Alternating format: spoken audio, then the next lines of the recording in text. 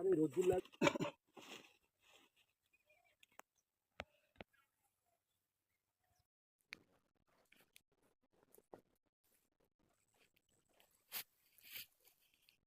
পেকে গেছে। এটা ভাববেন না বসানো রয়েছে, কুমড়োটা গাছ শুকিয়ে গেছে, নামিয়ে রেখে দিয়েছি ভাড়া থেকে, নাহলে পড়ে যাবে। গাছ শুকিয়ে গেছে, আমি কুমড়োটা ভেঙে নিয়ে নেব।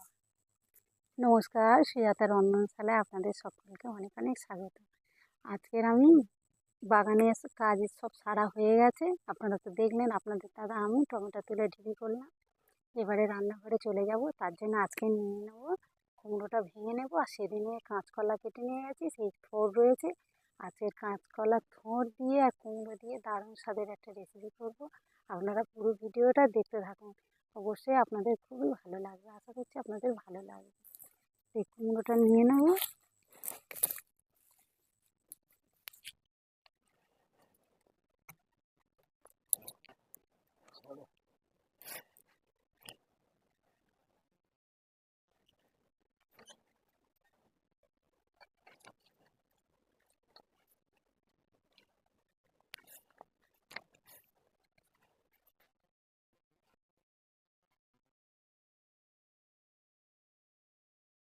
চলে এসেছি, এবার একে একে সবজিগুলো কেটে নেব।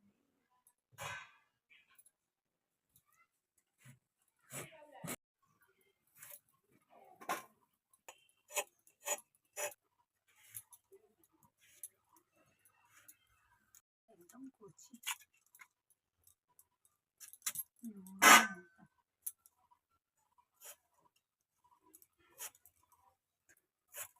আলু কুমড়োটা যেমন তেমন কাটলে হবে, কিন্তু থোঁটটা এই যে সুতোর মতো, এটা মুখে পড়লে ভালো লাগবে না। এটা এরকম ঘুরিয়ে ঘুরিয়ে নিতে হবে।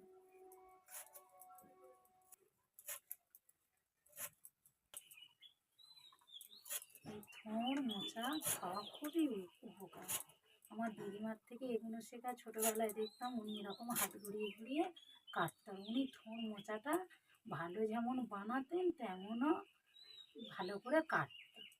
উনি 110 বছরে মারা গেলেন। উনি রান্নার কাজ খুব সুন্দর, ওনার হাতে রান্না খাওয়ার জন্য তখন তো রাঁধুনি ছিল না, মানে ভাড়া করে আনতো না। ওই গ্রামে কোনো মহিলা বা কোনো কেউ রাঁধতো, উনি রাঁধতে যেতে দিত না, তবু জোর করে করে লোক এসে বলতো যে একটু রান্না করো, তোমার হাত ধোয়া খাবো। উনি এত ভালো রান্না করতো। বিশেষ করে এই থোড় মোচাগুলো উনি এত ভালো কাটতে পারতো। আর রান্নার তো কোনো তার জবাব ছিল না। উনি এই রান্নাগুলো খুব পটু ছিল।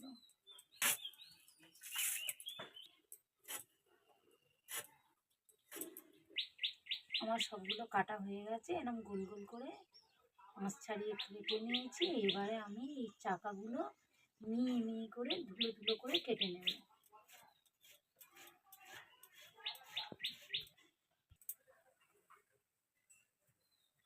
হয়ে গেছে, আমি এগুলো এবার লবণ মাখিয়ে হাত দিয়ে ছটকে নেব।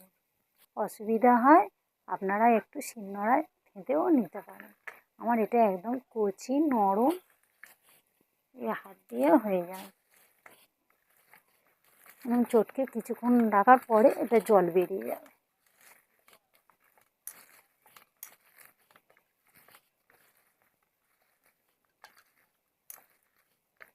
ওর তো যতই কচি হোক তবু একটা কাট কাট মতন থাকবে, এই জন্য একটুখানি নুন মাখিয়ে একটু এরকম করে নিলে এই ভাজা, এইরকম কচি থোড় ভাজা খেতে খুব ভালো লাগে। ওই দিয়েই ভাত খাওয়া হয়ে যায় জলে।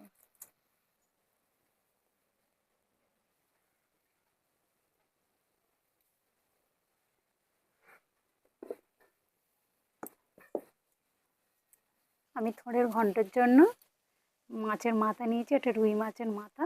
আমি এটা ভালো করে ভেজে নেব, লবণ হলুদ মাছ নিয়ে ভেজে নেব। হয়ে গেছে, আমি তেল দিয়ে দেবো।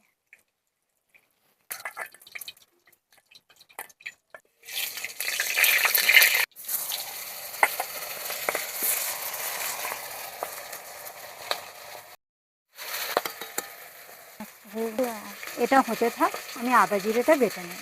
অল্প একটু আদা, অল্প একটু জিরে একসাথে বেটে নেব।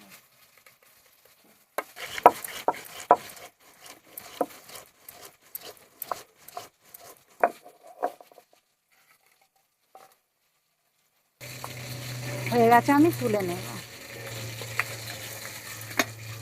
আমার কেটে ধুয়ে রাখা আলুগুলো আমি লাল লাল করে ভেজে নেবো। আলু কুমড়ো একসাথে আমি ভালো করে ভেজে নেব।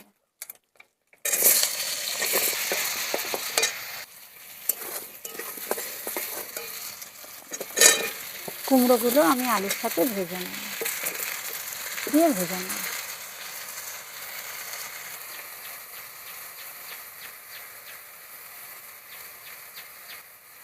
লবণ হলুদ দিয়ে আলুগুলো আমি ভেজে নেব। আমার থোঁড়েও লবণ দেওয়া আছে, তাই এবারে তরকারির সময় মাথায় রাখতে হবে, এই বুঝে শুনে তরকারির লবণটা দিতে হবে। কেন আমি প্রত্যেকটা আনাজ আমি লবণ দিয়ে এটা ভেজে নিয়েছি, থোঁড়েও লবণ দেওয়া আছে।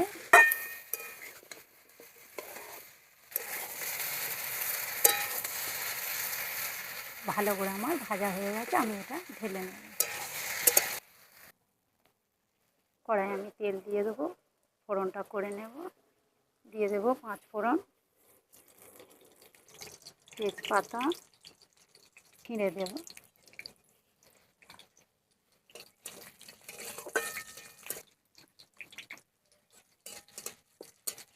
ছাড়লে সেন্ট ছাড়লে তারপরে পেঁয়াজ দেবো, 5 কুচনো পেঁয়াজ।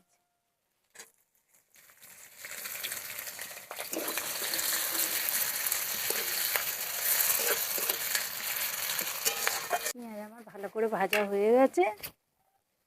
আমি এবার এই থোড়গুলো এরকম হাত দিয়ে নিগড়ে নিগড়ে দিয়ে দেবো। কতটা জল দেখুন,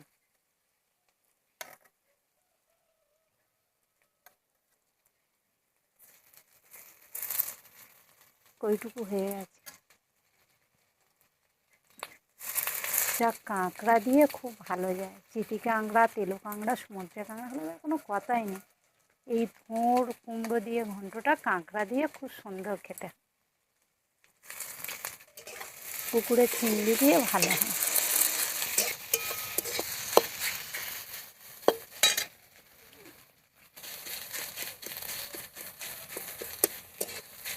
আমি এবার এতে দিয়ে দেবো আলু কুমড়ো ভাজাটা, ভালো করে দিয়ে তো আমি মিশিয়ে নেব। আমার দেওয়া আছে অল্প, সবেতে অল্প অল্প, আমি এখানে অল্প করে লবণ দিয়ে দেবো, হলুদ গুঁড়ো,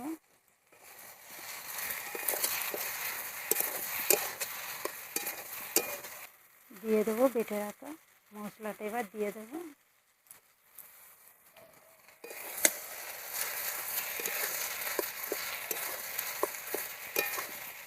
দিয়ে সবগুলো আমি ভালো করে ভেজে নেব।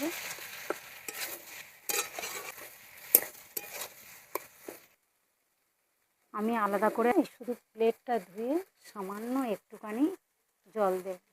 এই কুমড়ো থোড়ে থেকে জল বেরোবে, আমার এই তরকারিটা হয়ে যাবে। ভেজে রাখা মাছের মাথাটা থোড়ের জলে আমার থোড় রান্না হয়ে যাবে। মাথাটা এরকম করে একটুখানি ভেঙে দেবো।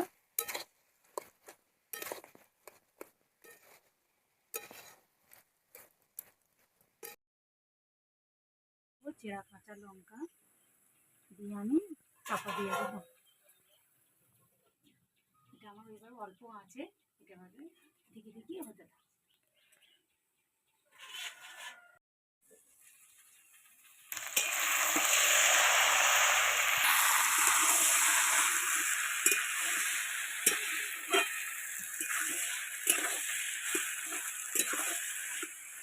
এরকম খুঁটির সাহায্যে একটু ম্যাশ করে দেবো আলু কুমড়ো।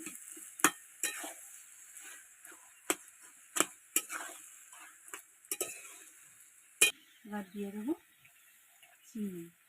কুমড়োর তরকারি, যে কোনো কুমড়োর তরকারি একটু চিনি না দিলে ভালো লাগে না। দিয়ে দেবো একটু